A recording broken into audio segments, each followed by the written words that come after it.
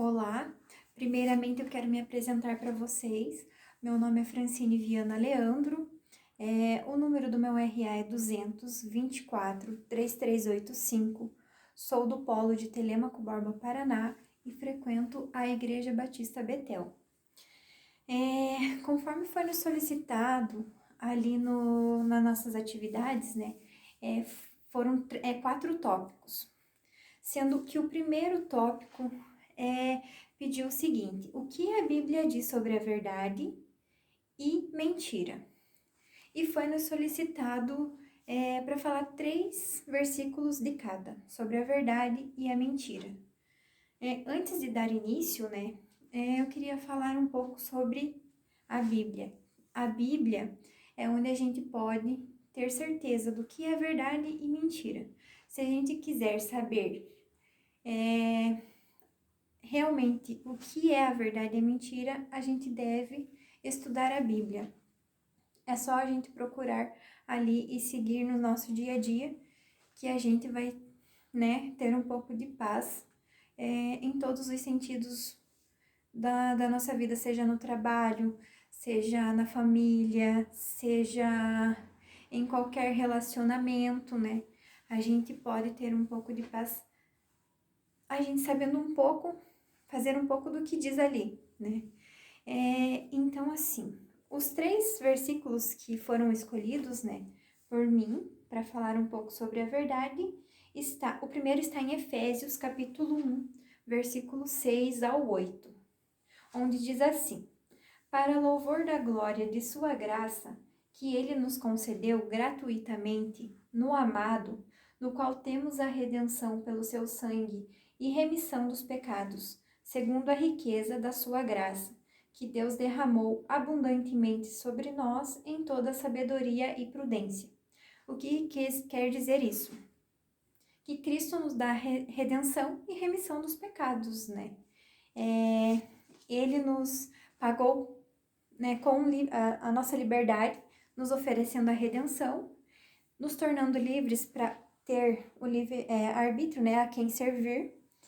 E a gente sabe que a gente cometeu qualquer erro e a gente realmente se arrependeu, a gente está perdoado por ele, né? O segundo que eu escolhi está em Filipenses capítulo 4, versículo 6, onde diz assim: não estejais inquietos por coisa alguma, antes as vossas petições sejam em tudo conhecidas diante de Deus pela oração e súplica com ação de graças. A gente sabe que a oração é o nosso canal de comunicação com Deus, onde os desafios do cotidiano, qualquer dificuldade, a gente deve o quê? Procurar a Deus. Estar sempre orando, né? Pedindo orientação a Ele e tendo sabedoria para saber o que a gente faz e o que a gente não faz, né? Na verdade, o Espírito Santo que habita em nós, ele nos diz o que é certo e o que é errado. A gente sente quando tá errado, né? E às vezes a gente acaba fazendo, mas a gente tem que sempre estar em oração, pedindo orientação para Deus, para que a gente consiga fortalecer a espiritualidade e ter uma segurança para viver, né? O terceiro fala sobre a salvação. Está em João, capítulo 14, versículo 6.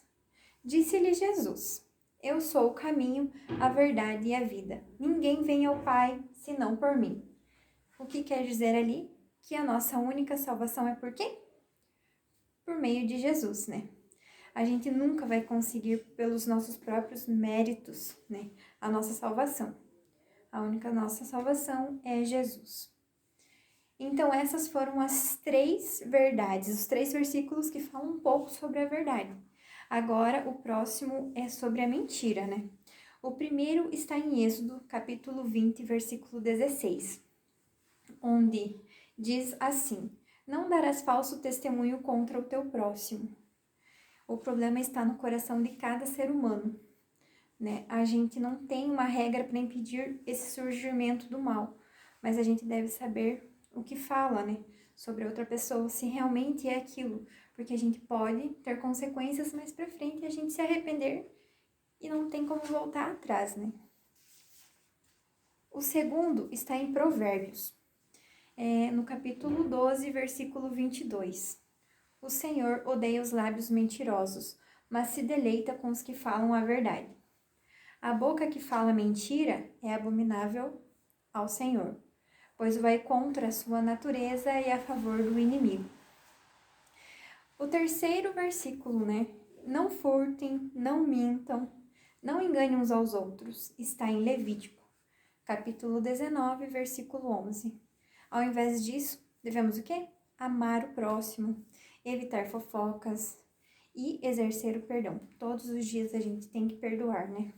Que a gente também comete falhas, a gente também, todos os dias faz algo a alguém, tipo, que a outra pessoa vai ter que perdoar também, né?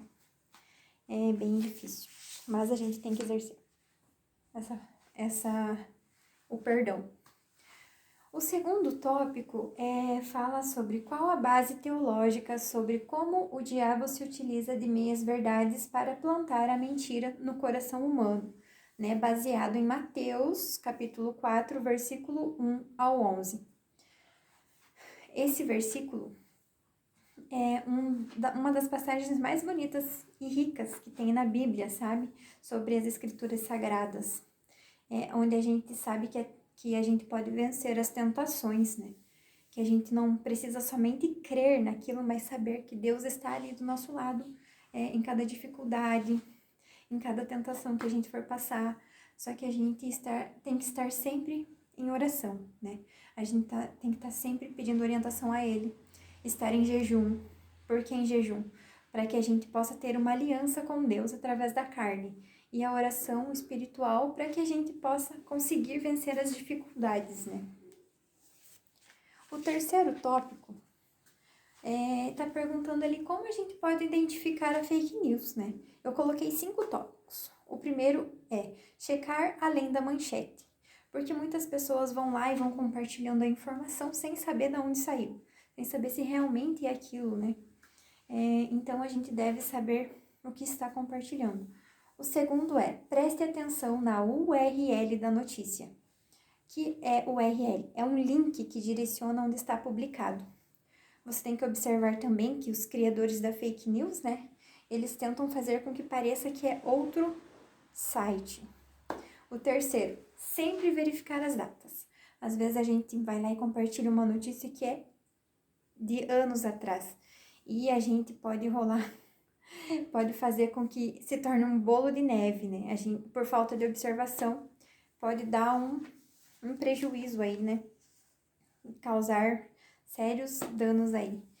E o quarto é ficar ligado na fonte das informações, né? Nas redes sociais, grupos de conversa, duvidar e conferir. E se você ainda duvida, então não compartilhe. E o quarto